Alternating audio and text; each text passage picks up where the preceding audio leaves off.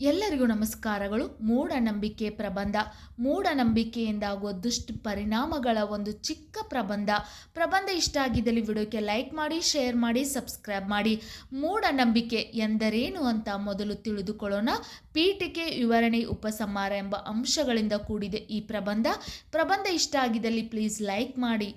ಪೀಠಿಕೆ: ಮೂಢನಂಬಿಕೆ ಅಂದರೆ ವಿಚಿತ್ರ ಪದ್ಧತಿಗಳು ಹಾಗೂ ಅಂಧಾಭಿಮಾನ ತರ್ಕ ಮತ್ತು ವೈಜ್ಞಾನಿಕ ಪುರಾವೆಗಳ ಆಧಾರದ ಮೇಲೆ ಇರುವುದಿಲ್ಲ.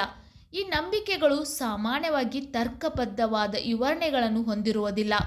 ವಿವರಣೆ: ಬರ್ಕ್ ಹೇಳಿರುವ ಪ್ರಕಾರ ಮೂಢನಂಬಿಕೆ ದುರ್ಬಲ ಮನಸ್ಸಿನ ಧರ್ಮ. ಇದು ಕಾರಣಕ್ಕೆ ಆಧಾರವಿಲ್ಲದ ನಂಬಿಕೆ. ಇದು ಜ್ಯೋತಿಷ್ಯ, ಭವಿಷ್ಯ ಹೇಳುವಿಕೆ, ಅದೃಷ್ಟದ ವಸ್ತುಗಳು ಅಥವಾ ಅಜ್ಞಾನದ ಬಯಕೆ ಸಂಬಂಧಿಸಿದೆ. ಈ ನಂಬಿಕೆಗಳು ಹಾನಿಕಾರಕ ಕ್ರಿಯೆಗಳಿಂದ ಹಿಡಿದು ನಿಂಬೆ, ಮೆಣಸಿನಕಾಯಿ ಅಂಥ ಸಾಧಾರಣ ಆಚರಣೆಗಳವರೆಗೂ ಇವೆ.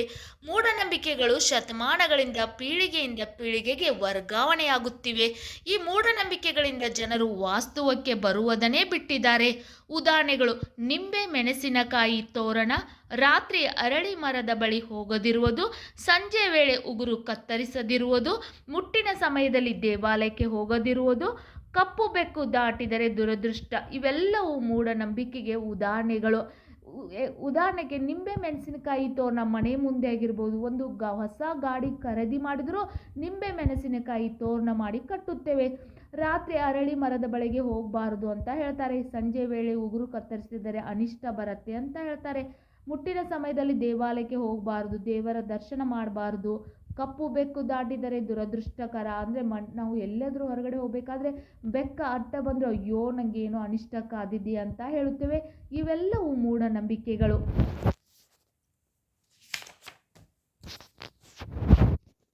ಇನ್ನು ಮೂಢನಂಬಿಕೆಗೆ ಕಾರಣಗಳು: ಶಿಕ್ಷಣದ ಕೊರತೆ. ಜನರು ಸರಿಯಾದ ಶಿಕ್ಷಣ ಪಡೆಯದೇ ಇದ್ದಾಗ ಅವರು ಸುಲಭವಾಗಿ ಮೂಢನಂಬಿಕೆಗಳಿಗೆ ಒಳಗಾಗುತ್ತಾರೆ. ಜ್ಞಾನ ಪಡೆಯದಿದ್ದಾಗ ಮೂಢನಂಬಿಕೆಗೆ ಒಳಗಾಗುತ್ತಾರೆ. ಇವೆಲ್ಲ ಮೂಢನಂಬಿಕೆಗೆ ಪ್ರಮುಖ ಕಾರಣಗಳೆಂದರೆ ಶಿಕ್ಷಣದ ಕೊರತೆ, ಅಜ್ಞಾನ. ಈ ಜನರಿಗೆ ಶಿಕ್ಷಣವೇ ಇಲ್ಲ ಅಂದಮೇಲೆ ಯಾರು ಏನು ಹೇಳ್ತಾರಲ್ಲ ಅದನ್ನೆಲ್ಲ ನಂಬ್ತಾ ಹೋಗ್ತಾರೆ. ಜ್ಞಾನದ ಕೊರತೆ ಇದ್ದಾಗ ಮೂಢನಂಬಿಕೆಗಳಿಗೆ ಒಳಗಾಗುತ್ತಾರೆ.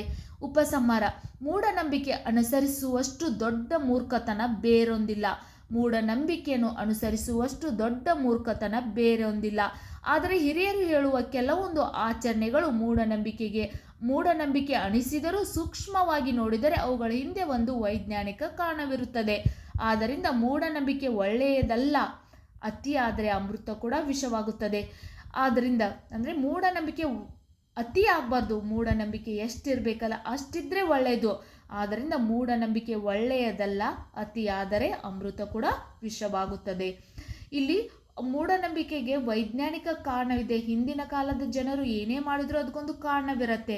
ಆದ್ದರಿಂದ ಮೂಢನಂಬಿಕೆಯನ್ನು ಯಾವುದನ್ನು ನಂಬಬೇಕು, ಯಾವುದನ್ನು ಬಿಡಬೇಕು ಅಂತ ನಾವು ಅರ್ಥ ಮಾಡಿಕೊಂಡು ಮೂಢನಂಬಿಕೆಗೆ ಒಳಗಾಗಬೇಕು ಎಂದು ಈ ಪ್ರಬಂಧದಲ್ಲಿ ತಿಳಿಸುತ್ತಾ ವಿಡಿಯೋ ಮುಗಿಸುತ್ತೇನೆ. ವಿಡಿಯೋ ಇಷ್ಟ ಆಗಿದೆ ಲೈಕ್ ಮಾಡಿ, ಶೇರ್ ಮಾಡಿ, ಸಬ್ಸ್ಕ್ರೈಬ್ ಮಾಡಿ. Thank you.